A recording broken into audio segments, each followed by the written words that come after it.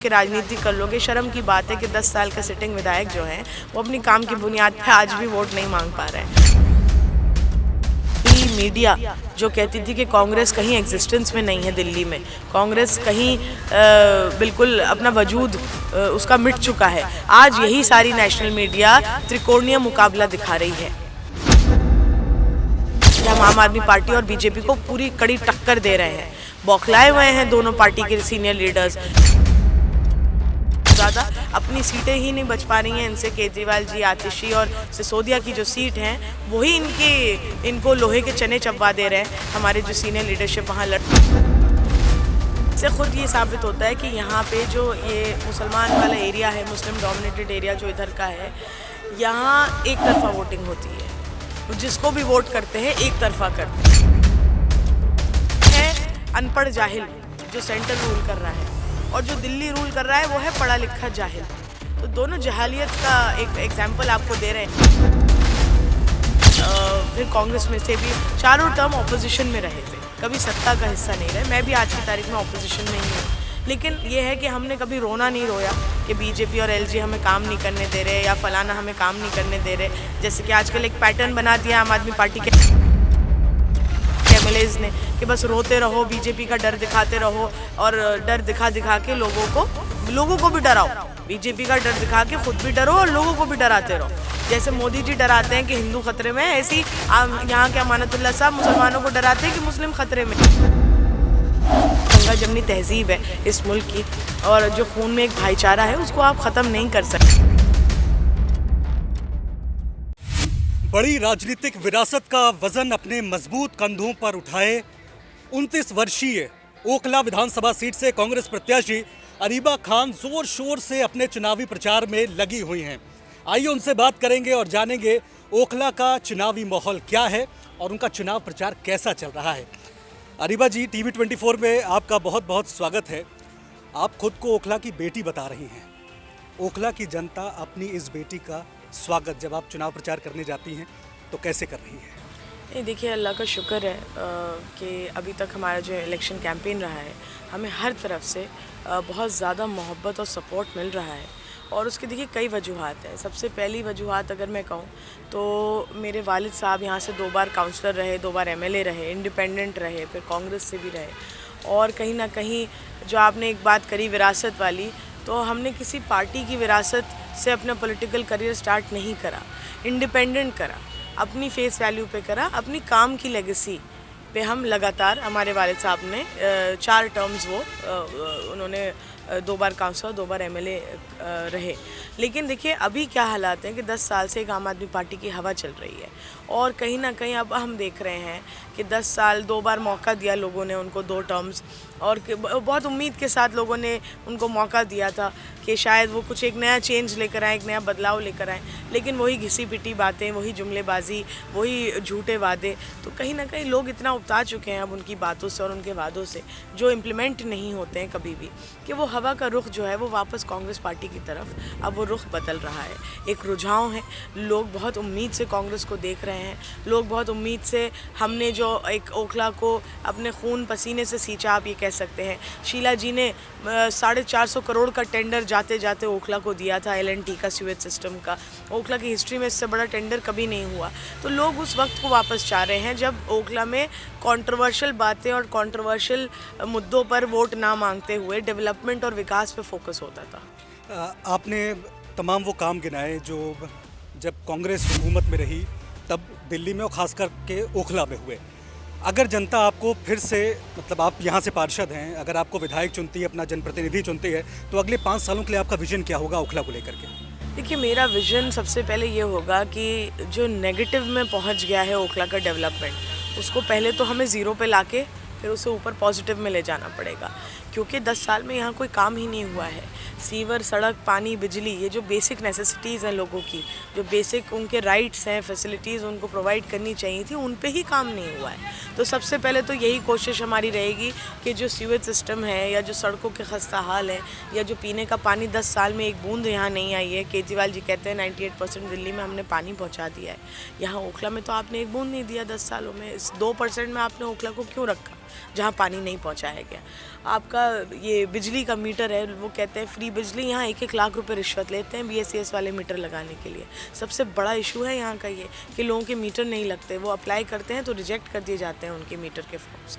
तो ये जो बेसिक चीज़ें हैं, ट्रैफिक का इशू है, एडमिनिस्ट्रेशन का यहाँ पे ज़रूरत से ज़्यादा इंटरफेरेंस और ऑपरेशन है, इन चीज़ों पे हमें पहले काम करना है। उसके बाद देखिए विजन्स तो बहुत बड़े बड़े हैं।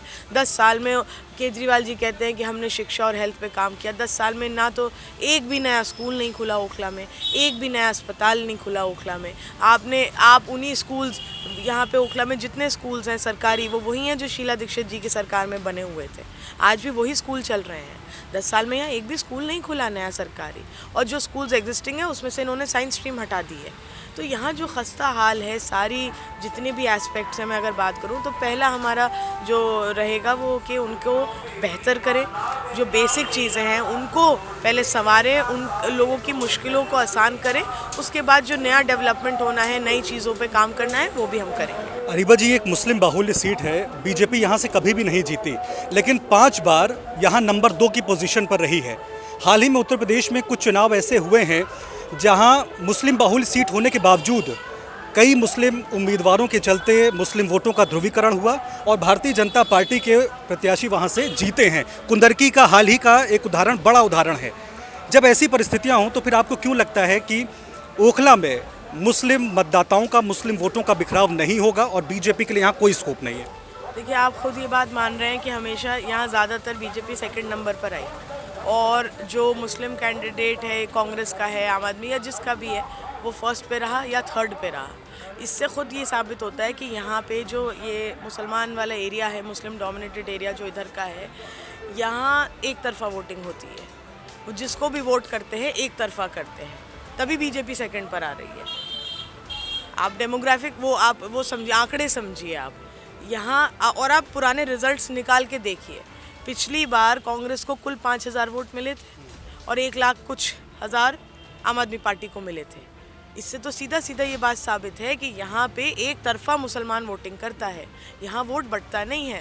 उससे पहले इलेक्शन का भी रिजल्ट आप निकाल के देख लीजिए। ये ओखला की हिस्ट्री है कि यहाँ पे जो एजेंडा होता है, अब एजेंडा जो भी रहे, हर इलेक्शन के मुद्दे अलग होते हैं, हर इलेक्शन का एजेंडा अलग होता है वोटिंग का। इस बार का एजेंडा है कि डेवलपमेंट की बुनियाद पे लोग वोट देना चाहते हैं, जो भी एजेंडा है, लेकिन वोटिंग पैटर्न यहाँ हमेशा सेम रहा है कि यहाँ एक तरफा वोटिंग होती है, चाहे जिसके लिए भी वोटिंग हो। और मुझे इंशाल्लाह उम्मीद है कि इस बार भी वोटिंग एक तरफा होगी, एजेंडा होगा डेवलपमेंट, और जिस तरीके से आम आदमी पार्टी ने मायूस किया है लोगों को, तो इंशाल्लाह कांग्रेस पार्टी को एक तरफा लोग वोट करेंगे। सुषमा स्वराज यहाँ से मुख्यमंत्री रही, कांग्रेस की शीला दीक्षित, दोनों कद्दावर नेता मौजूदा वक्त में आम आदमी पार्टी से आतिशी मुख्यमंत्री हैं। आप खुद एक महिला हैं। आज़ादी के बाद से भारतीय राजनीति में महिलाओं के प्रतिनिधित्व को आप कैसे देखती हैं? क्या आप इससे संतुष्ट हैं? और अगर संतुष्ट नहीं हैं तो इसका कारण किसे ठहराती है, इस असंतुष्टि का? देखिए, कांग्रेस पार्टी की अगर मैं बात करूं तो उन्होंने हमेशा विमेन अपलिफ्टमेंट और एम्पावरमेंट की बात करी है, और सिर्फ बात नहीं करी है। देखिए, उसका कहीं ना कहीं हम ये कहते हैं कि जब तक वो चीज़ें एग्जीक्यूट ना हो या इम्प्लीमेंटेशन ना हो, तब तक इन बातों का कोई फ़ायदा नहीं होता है। आज से कुछ साल पहले कांग्रेस अगर दोनों हाउसेज़ में मेजॉरिटी में होती तो विमेन रिजर्वेशन बिल बहुत पहले ही पास हो चुका होता, और आज की तारीख तक सेंसस और इम्प्लीमेंटेशन भी उसका हो चुका होता। लेकिन उस वक्त क्योंकि लोअर हाउस में वो रुक गया था, और आज की अभी पिछले साल ये उस बिल को ये सेंटर में बीजेपी पास करती है, लेकिन अभी भी इम्प्लीमेंटेशन का उसके दूर दूर तक कोई आसार नहीं दिखाई दे रहे हैं। तो देखिए, हम हमेशा यही कोशिश हमारी पार्टी की रही है कि जो बात कह रहे हैं उस पर अमल करें। मैं एक एग्जाम्पल अपना ही लूँगी कि मुझे 2 साल पहले काउंसलर का जो टिकट दिया गया, मेरे साथ सदन में जितनी भी महिला काउंसलर हैं उसमें से मेजॉरिटी ज़्यादातर जो हैं वो विमेन रिजर्व सीट पर जीत कर आई हैं। लेकिन कांग्रेस पार्टी ने मुझे जनरल सीट से टिकट देकर एक मौका दिया रिप्रेजेंटेशन का, और कहीं ना कहीं हमने वो सीट निकाल के कांग्रेस पार्टी की झोली में डाली। हमें मतलब वो कहते हैं ना, इक्वल भागीदारी महिलाओं की होनी चाहिए। तो कांग्रेस, तो मैं एक लिविंग एग्जाम्पल हूँ उसका, और दोबारा से कांग्रेस पार्टी ने मुझ पर भरोसा जताया। और एक बात मैं और कहूँगी कि ये जो स्कीम्स आती हैं, जैसे इलेक्शन में स्कीम स्कीम्स आ रही हैं, योजनाएं दे रही हैं सारी पार्टियां। अब मैं उस पर भी आप पे ट्रैक रिकॉर्ड की बात करूंगी। जो महिला योजना केजरीवाल जी ला रहे हैं और जो हमारी प्यारी दीदी योजना है, मैं उसमें आपको एक अंतर बता दूं। वो कह रहे हैं कि हम 2100 रुपये महिला योजना देंगे अगर हमारी सरकार आती है, और कांग्रेस पार्टी ने 2500 रुपये प्यारी दीदी योजना के तहत कहा है महिलाओं को एक आर्थिक हेल्प के तौर पर। आप कर्नाटका में जब इलेक्शन हुआ था, हमने वहाँ पे भी ये महिलाओं के लिए एक स्कीम लाए थे हम, और जब हमारी सरकार कर्नाटक में बन गई तो हमने उसका वहाँ इम्प्लीमेंटेशन करा। आप महिलाओं के खातों में जाके चेक करिए, वो जो योजना की जो एक हेल्प थी वो उनके खातों में वो पैसे पहुँचे। अब आप केजरीवाल जी का ट्रैक रिकॉर्ड निकालिए, पंजाब में भी वो इन्हीं वादों की बुनियाद पे उन्होंने इलेक्शन लड़ा था, और उनकी जब सरकार बनी 3 साल से महिलाओं को किसी तरह की आर्थिक हेल्प उस योजना के तौर पर नहीं दी गई है। तो देखिए, विमेन एम्पावरमेंट या अपलिफ्टमेंट या उनकी जो हम बात करते हैं उस पर हम सिर्फ बात नहीं, इम्प्लीमेंटेशन और एग्जीक्यूशन भी करते हैं। ये विद प्रूफ विद एग्जाम्पल मैं आपको ये बात बता रही हूँ। केजरीवाल जी या मोदी जी का बता दीजिए उन्होंने वुमेन एम्पावरमेंट के लिए क्या किया है आज तक। बातें करना देखिए इनफ नहीं होता है, बातें तो सभी करते हैं, करा क्या है, कॉन्क्रीट बताइए आपने करा क्या है उनके लिए। कोई एग्जाम्पल है आपके पास कि हाँ हमारे होने से ये फ़ायदा हुआ या हमने ये करके दिया। तो देखिए, ये जुमलेबाजियाँ हैं हमारी। अभी भी आगे भी यही कोशिश रहेगी कि हम जो फ्री, हमने एक और स्कीम निकाली है, जो हम सिलेंडर और फ्री राशन का एक सिस्टम हमने स्कीम है हमारी, उस पर भी हम इम्प्लीमेंटेशन करेंगे इंशाल्लाह। हमें पूरी उम्मीद है कि महिलाओं का भरपूर समर्थन कांग्रेस पार्टी को मिलेगा। वैसे तो अरीबा जी, कांग्रेस कह रही है कि सभी 70 सीटों पर वो मजबूती से चुनाव लड़ रही है, लेकिन जब अंदर खाने हम लोग की बातचीत होती कांग्रेस नेताओं से, तो उनका कहना है कि हमारा फोकस 10 से 15 सीटों पर है जो मुस्लिम और दलित बाहुल्य हैं। क्या कांग्रेस अपने इसी पारंपरिक वोट बैंक के जरिए दिल्ली में मजबूती हासिल करने की कोशिश कर रही है? नहीं, देखिए, हम 70 की 70 सीटों पर बहुत मजबूती से आज की तारीख में चुनाव लड़ रहे हैं। और मैं तो कहती हूँ कि यही मीडिया जो कहती थी कि कांग्रेस कहीं एग्जिस्टेंस में नहीं है दिल्ली में, कांग्रेस कहीं बिल्कुल अपना वजूद उसका मिट चुका है, आज यही सारी नेशनल मीडिया त्रिकोणीय मुकाबला दिखा रही है। आज यही मीडिया त्रिकोणीय मुकाबला दिखा रही है। इसका मतलब आप सोचिए कि कांग्रेस का ग्राफ कहाँ जा रहा है। कि आप हमें, यही मीडिया जो कहती थी कांग्रेस कहीं स्टैंड नहीं करती, वही मीडिया ये दिखा रही है कि हम उस फाइट में हैं, कि हम आम आदमी पार्टी और बीजेपी को पूरी कड़ी टक्कर दे रहे हैं। बौखलाए हुए हैं दोनों पार्टी के सीनियर लीडर्स कि किस तरीके से केजरीवाल जी बौखलाहट में ये कह जा रहे हैं कि ये दोनों एक हैं, कांग्रेस और बीजेपी। मतलब कोई सेंसिबल बात ही नहीं करना। कल पप्पू यादव जी यहाँ आए थे, उनकी एक बात मैं कोट करूँगी, बड़े उन्होंने अच्छी बात कही कि एक है अनपढ़ जाहिल जो सेंटर रूल कर रहा है, और जो दिल्ली रूल कर रहा है वो है पढ़ा लिखा जाहिल। तो दोनों जहालियत का एक एग्जाम्पल आपको दे रहे हैं।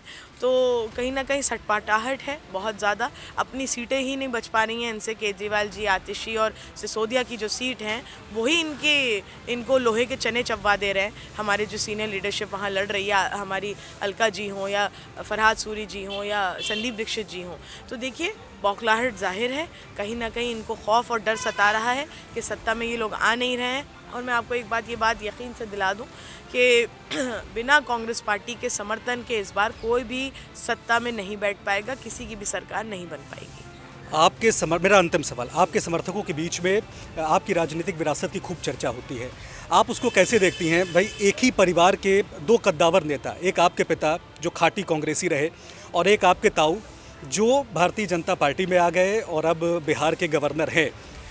विचारधारा के स्तर पर दो ध्रुवों पर खड़े हुए हैं ये दोनों नेता। क्या यही भारतीय लोकतंत्र की खूबसूरती है?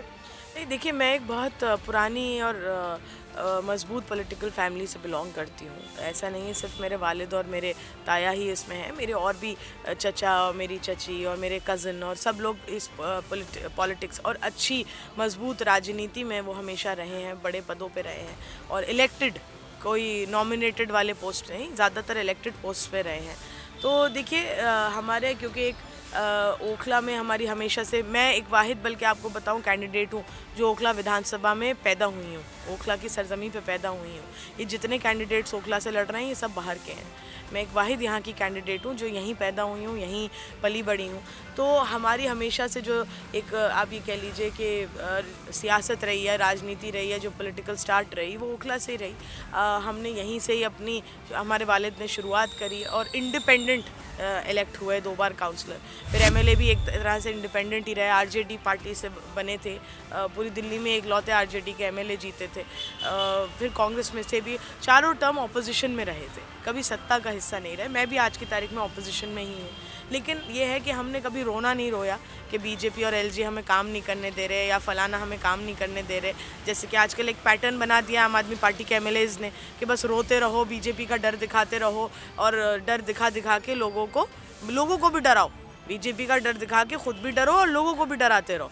जैसे मोदी जी डराते हैं कि हिंदू खतरे में है, ऐसी यहाँ के अमानतुल्लाह साहब मुसलमानों को डराते हैं कि मुस्लिम खतरे में है।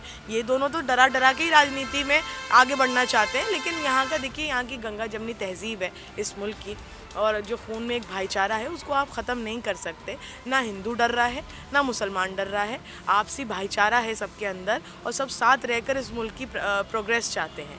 कोई किसी का डर दिखा के आप समझो कि राजनीति कर लोगे, शर्म की बात है कि 10 साल का सिटिंग विधायक जो हैं वो अपनी काम की बुनियाद पे आज भी वोट नहीं मांग पा रहे हैं। वो अभी भी सोच रहे हैं कि बीजेपी का डर दिखा के वोट मांग लूँ, मैं पोलराइजेशन कर दूँ। तो ये गलत बातें हैं, हम तो इस पर बिलीव नहीं करते। हमने हमेशा कौम की खिदमत करी और कौम की खिदमत करने की वजह से ही लोगों ने हमेशा हमें सराहा, और आज भी उसी उम्मीद से हम लोगों के बीच जा रहे हैं कि जो हमने डेवलपमेंट्स करे, चाहे मैंने अपनी काउंसलरशिप में या मेरे वालिद ने अपने टाइम पर, हम उसी की बुनियाद पे वोट मांगेंगे। जो शीला जी ने दिल्ली को संवारा और ओखला को हमेशा उन्होंने बहुत मोहब्बत से देखा और नवाजा, और उसी शीला जी की दिल्ली को लोग अब वापस चाहते हैं। और हमारा भी यही वादा है कि उससे बेहतर दिल्ली, देवेंद्र यादव जी हमारे स्टेट प्रेसिडेंट हैं, उनके नेतृत्व में और राहुल गांधी जी के सिपाही होने के नाते हम उससे बेहतर, शीला जी के काम तो आज भी याद किए जाते हैं, इंशाल्लाह वो काम भी और उससे बेहतर कोशिश करेंगे कि हम वापस लाएं। ढेर सारी शुभकामनाएं आपको, बहुत बहुत शुक्रिया हमसे बात करने के लिए। तो ये थी ओखला विधानसभा सीट से कांग्रेस की प्रत्याशी अरीबा खान, जिनका मानना है कि भले ही उनके सामने मजबूत मुस्लिम प्रत्याशी खड़े हों, लेकिन इस बार ओखला की जनता एक तरफा उनके पक्ष में वोट करने जा रही है। क्या ये हकीकत होगा? 8 फरवरी को नतीजे सबके सामने होंगे। वीडियो जर्नलिस्ट सुमन के साथ टीवी 24 के लिए मैं समर्थ प्रेरणा।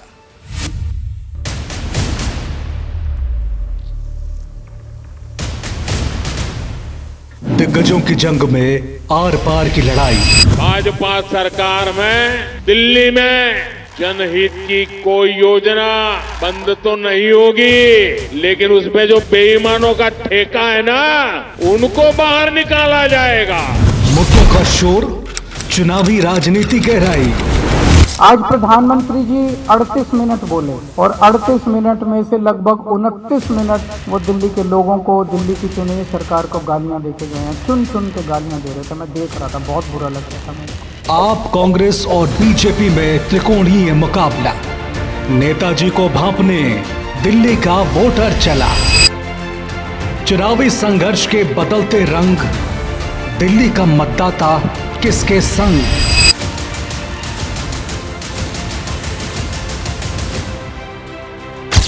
कौन बनेगा दिल्ली की पहली पसंद? देखिए दिल्ली विधानसभा चुनाव की महाकवरेज। दिल्ली के दिल में कौन, सिर्फ टीवी 24 पर।